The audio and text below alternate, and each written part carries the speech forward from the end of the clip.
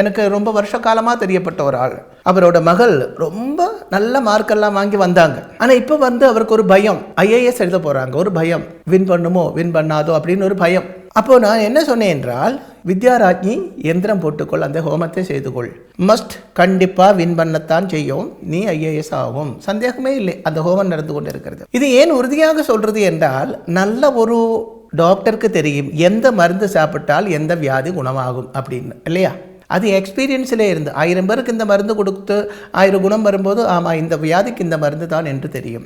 அப்போது நீங்கள் போய் பார்க்கப்பட்ட அந்த ஆச்சாரியன் எக்ஸ்பீரியன்ஸ் உள்ள ஆளாக இருக்க வேண்டும், சாஸ்திரம் தெரிஞ்ச ஆளாக இருக்க வேண்டும். அப்படி இருந்தால் இந்த தோஷம் எதனால் வந்தது, அதுக்கு என்ன பரிகாரம், இதில் இருந்து வெளியில் வர முடியுமா அப்படியெல்லாம் சொல்லிவிட்டு அதுக்குள்ள பரிகாரங்கள் உங்களுக்கு சொல்லிக் கொடுப்பாங்க. அது நீங்கள் பண்ணும்பொழுது அதில் இருந்து வெளியில் வந்துடலாம்.